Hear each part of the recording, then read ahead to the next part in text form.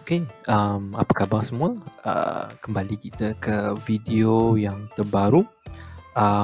Simple je video ni, kita nak terangkan dan kita nak highlightkan kepada anda semua tentang 8 masalah atau kekurangan yang kita kenal pasti pada model Mitsubishi Xpander 2020 Malaysia.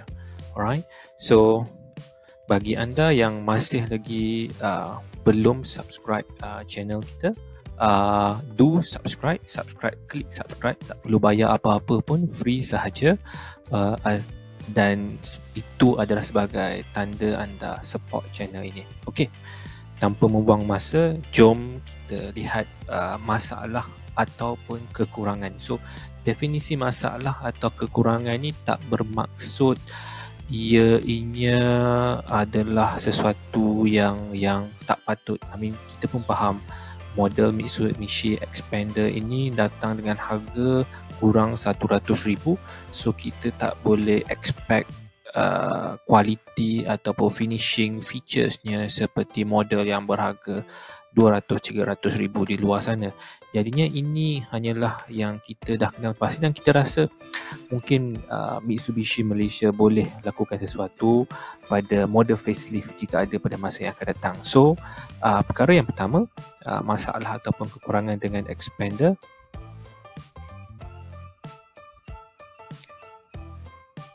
Okey, so benda pertama yang anda akan kenal pasti, saya percaya anda juga akan kenal pasti, iaitu bila anda masuk saja di ruang kabin hadapan, anda akan perasan yang saiz handbrake-nya adalah sangat luar biasa, sangat besar dan panjang.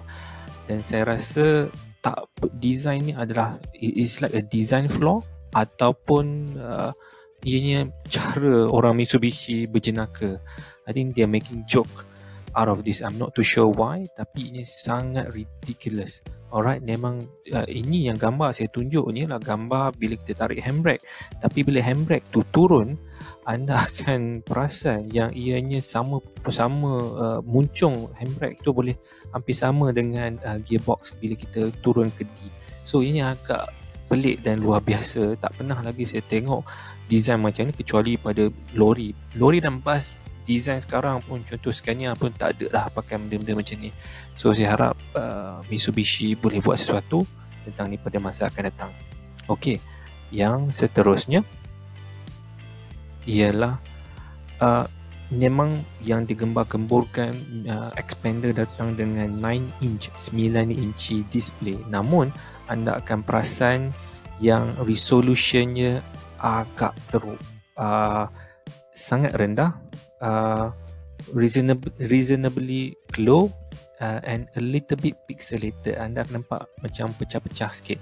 So it's not up to the current 2020 or 2021 quality yet, but saya rasa tak ianya bukanlah sesuatu masalah yang besar, kerana fungsi 360 kamera ini adalah untuk kita lihat halangan-halangan di sekitar ketika kita nak parking, reverse dan sebagainya. Jadi ni kalau setakat nak tengok ada budak kecil ke kat belakang melintas, ada basikal, motor, kereta, tiang, lampu pokok dan sebagainya, tak akan ada masalah. Kecuali nak tengok semut melintas, memang tak akan nampak lah. Okay. Tapi dengan harga 90k ni, saya rasa agak everything else looks so premium. Suddenly when you turn on the 360 camera, bila kita on je memang, oh okay, this is like kereta tahun bila ni, alright, second hand ke baru ni. So yeah, something to consider. Okay, yang seterusnya adalah location untuk butang 360 kamera tu. Kalau anda perasan arrow yang saya tunjuk ini, ianya di belah kanan di dashboard, di belah kanan ada satu butang kecil di situ, bukan touchscreen, dan anda perlu klik butang tu.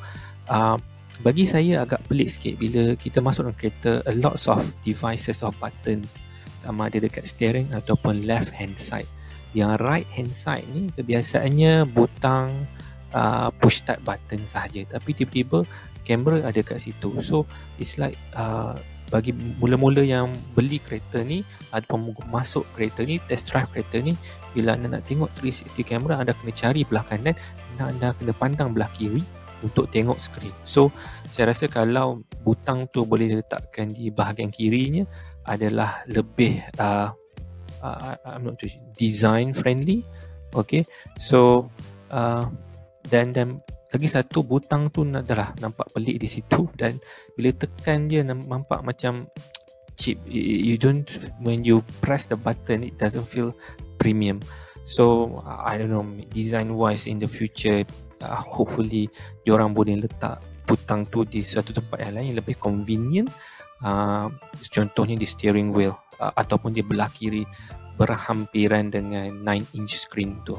Okay, so inilah yang saya agak kurang senang sikit dengan desainnya. Okey, yang seterusnya adalah kebanyakan kereta sekarang, kalau anda perasan, kebanyakan ni menggunakan piano black finishing yang hitam berkilat tu. Saya secara personalnya kurang senang dengan finishing ni. Bermula dengan contoh yang pertama saya lihat adalah Honda City pada tahun 2016 macam tu. Bila nampak habuk ataupun cap jari ni mudah melekat. So bagi anda yang masuk kereta, sayang kereta, kita nak senang hati tengok semua cantik, bersih, berkilat, tiba-tiba dekat situ penuh dengan habuk. Alright, and then kalau kita ada anak-anak kecil yang duduk kat depan tu je dengan mainan dia, kalau calar sikit memang senang nampak. So pada awalnya anda tengok memang nampak premium, memang rasa wow, ini mewah, saya nak beli. Tapi when you start using it from day to day basis, anda akan perasan this little problem yang mungkin pada sesetengah akan rasa agak terganggu, agak annoyed a little bit ya. Alright, tapi tidak masalah, anda kena rajin lap sajalah. Itu bukanlah rajin. Okay, so ini something yang mungkin kita tak boleh buat apa pada masa kini, tapi of course it looks premium, it looks nice ya. Yang seterusnya adalah kalau anda perasan, dia punya center storage tu ada, dan kita boleh muatkan air mineral saiz 500 ml dengan mudah. Asal boleh muat dalam 3 ke 4 botol dalam tu, memang luas. Namun the flaw with the design, masalah dengan design ni adalah ianya terlalu rendah. Anda mungkin tengok daripada gambar tak ada apa-apa kot, okey je kot. Cuba anda masuk dan anda rasa sendiri, anda akan perasan yang ianya tidak cukup tinggi untuk dijadikan sebagai center armrest, terlalu rendah. So banyak saya dengar komen-komen daripada ejen ataupun orang rakan-rakan yang dah beli ni, kata apa kita boleh lapik bantal sahaja. Namun you spend 90k over, but then you have to compensate with this issue by buying, maybe you kena beli armrest yang lain dan sebagainya.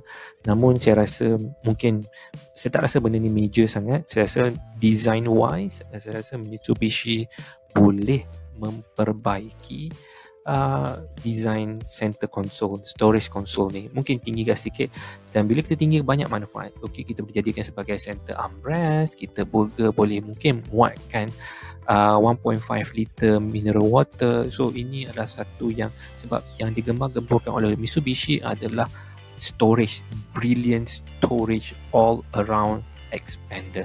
So mungkin ini boleh menjadi, kalau diperbaiki, boleh menjadi salah satu selling factor. Okay, so yep. Yang seterusnya adalah mungkin bagi sesetengah tak berapa penting, namun bagi driver wanita, pemandu wanita di sana, having a vanity mirror, cermin yang di atas tu untuk touch-up makeup dan sebagainya adalah agak penting. Namun expander, malang sekali expander tidak menawarkan feature ini. Alright, so terpaksalah guna rear view mirror tu untuk touch up makeup, tudung dan sebagainya. Okay, namun pada front front passenger, tempat duduk penumpang di depan ada vanity mirror. Alright. Namun tiada lampu. Biasanya kalau saya pernah tengok contoh, kalau kita tengok kereta contoh seperti Kia, model Kia yang saya suka tentang model Kia ni adalah dia punya vanity mirror tu memang vanity betul lah, dengan lampu spotlight dan sebagainya. Memang kita boleh touch up makeup dan sebagainya dengan selesa dan jelas. Okay, so ini mungkin bukan major namun boleh diperbaiki lagi. Okey, yang seterusnya kita bercakap tentang safety. So, saya tak nak cakap tentang pelbagai fungsi safety pada expander. Itu ini dan sebagainya. Saya ada mungkin nyatakan dalam video saya sebelum ini, iaitu perbandingan di antara expander dan BRV. Namun apa yang saya ingin cakapkan di sini adalah agak mengecewakan untuk sebuah kenderaan MPV 7 tempat duduk hanya ada 2 airbags. 2 airbags sahaja untuk 7 orang, full capacity. Tiada rear airbag, tiada curtain airbag, nothing. Alright, so saya rasa pada tahun 2020 ni car manufacturer kena memikirkan cara yang boleh menawarkan safety feature pada harga yang mantap pada harga yang mampu milik. Okay, so kerana apa? Mungkin bagi sesetengah tak menitik beratkan faktor ini tu, 2 airbag pun cukup lah. Tapi bagi anda di sana yang pernah terlibat dalam kemalangan jalan raya dan survive dan terselamat, anda mungkin dapat memahami apa yang saya cuba sampaikan di sini, bahawa safety feature tak kisah detector sana, sistem elektronik ini itu, tapi once the accident happens, we want to make sure that the chassis, the body, the airbags can do something to compensate to the system of human errors. Okay.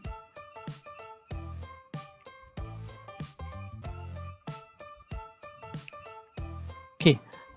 Yang seterusnya, ini saya first time bila anda duduk, biasanya bila orang dulu masuk expander duduk, dia akan perhatikan dashboard, steering wheel dan sebagainya.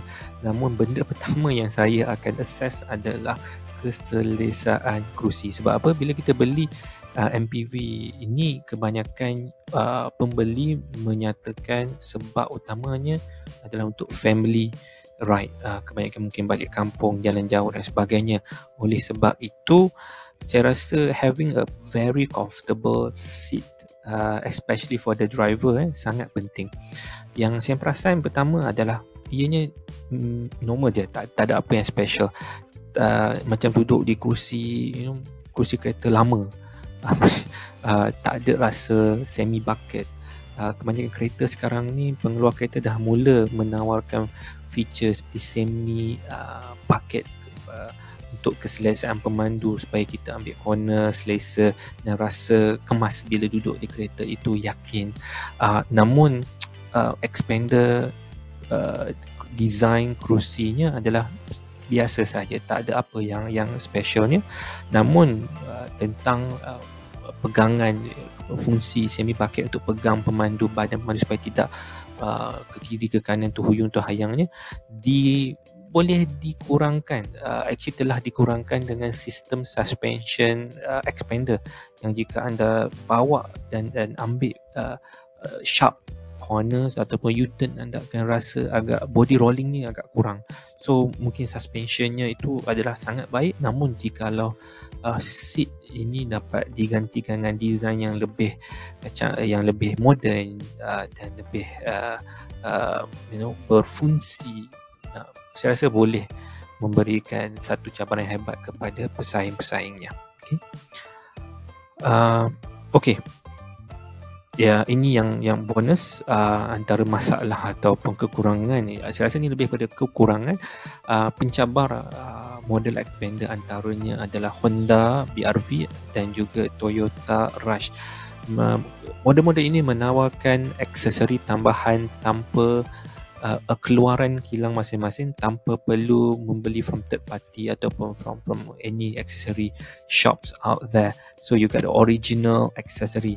but for Mitsubishi, unfortunately Mitsubishi Malaysia tidak menawarkan sebarang aksesori yang contoh seperti side step, roof rack, boot cover, skirting bumper dan sebagainya. Tidak, buat masa ini belum lagi. Namun antara yang ditawarkannya adalah sesuatu tentang telematic system, window film tinta semua itu biasa kita boleh dapat dengan mudah di luar, tak ada masalah sangat. Namun kita nak sesuatu yang brand Mitsubishi, original Mitsubishi. So kalau Mitsubishi boleh buat sesuatu tentang ini, mungkin akan menarik minat lebih banyak pengguna-pengguna sana untuk membeli ataupun untuk mencuba dengan model terbaru Mitsubishi, iaitu Xpander. Okey, so inilah kesimpulannya 8 kekurangan ataupun masalah yang saya kenal pasti pada model Mitsubishi yang terbaru, MPV yang terbaru daripada Mitsubishi, iaitu Xpander. So bergantung pada anda, saya bukan hasilkan video ni untuk mempengaruhi anda supaya tidak membelinya. Namun sebagai pembeli, anda berhak untuk tahu perkara-perkara yang jarang disebut oleh sales agent. So oleh itu saya harap video ini dapat membantu anda dalam membuat pilihan yang bijak. Okey. So sekian saja video saya. Saya harap dapat membantu sedikit sebanyak, memberi manfaat dan informasi yang berguna pada anda semua. Oleh itu, terima kasih dan jangan lupa subscribe. Free je, tak perlu bayar apa-apa, dan juga jangan lupa komen supaya kita boleh dapat berbincang lebih lanjut dan juga berkongsi apa lagi masalah-masalah yang anda sendiri kenal pasti tentang Xpander ini. Okey, sekian, terima kasih. Have a nice day.